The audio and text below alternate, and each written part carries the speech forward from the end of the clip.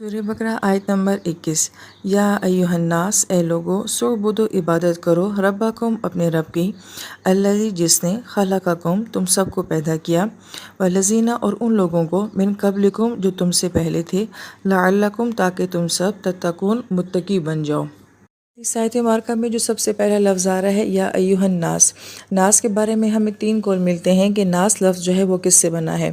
पहला कौल ये मिलता है कि नास जो है ये इंसान की जमा है, और इंसान जो है ये निस्यान से बना है, और निस्यान का मतलब होता है भूल जाने वाला।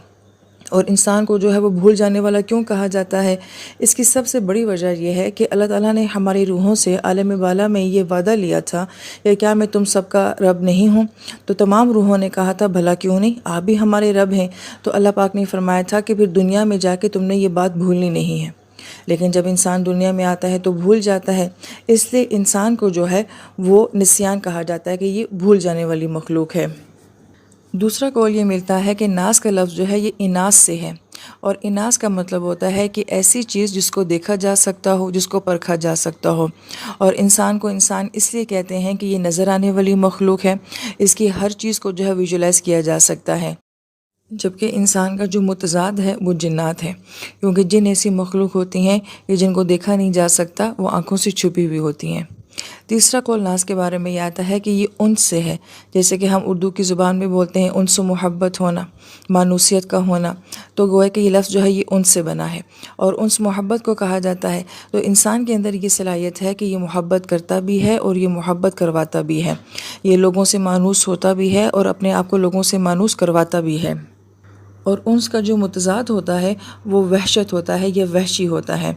हम ये देखते हैं कि जितनी भी बाकी वहशी मखलूक हैं, जानवर मखलूक हैं, उनके अंदर उनसियत नहीं होती, यानी कि वो गैदरिंग या सोशलिज़म को पसंद नहीं करते हैं, वो तन्हा रहना पसंद करते हैं। उसके बरक्स इंसान ऐसी मखलूक है कि जिसको ख़ानदान चाहिए होता है, फैमिली चाहिए होती है, दोस्त यार चाहिए होते हैं।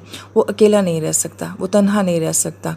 लिहाजा जब वो तन्हा नहीं रहेगा तो फिर वो मोहब्बत करेगा भी और मोहब्बत करवाएगा भी, इसलिए इंसान को इंसान कहा जाता है। और आयत मुबारका में ये कहा गया है कि तमाम इंसान जो हैं वो अपने रब की इबादत करें। ये बड़ी गौर तलब बात है कि अल्लाह पाक ने यहाँ पे सिर्फ मुसलमानों को नहीं कहा है, बल्कि तमाम इंसानों को जो है वो मुखातिब किया है। तो अल्लाह ताला की ज़ात जो है वो कुल इंसानियत की रब है। तो गोया कि इसमें एक ओपन दावत है कि हर इंसान जो है वो अपने रब की तरफ रुजू कर सकता है, चाहे वो रब को मानता है या नहीं मानता, मगर है वो अपने रब का ही।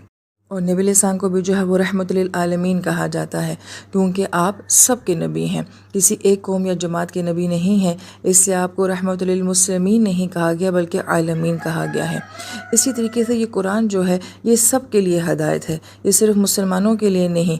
अगर कोई भी इस किताब को जो है वो हदायत के लिए खोलेगा, ये किताब उसको हदायत ज़रूर देगी। तो गोया कि रब, नबी या कुरान ये सब के हैं, ये सिर्फ मुसलमानों के नहीं हैं।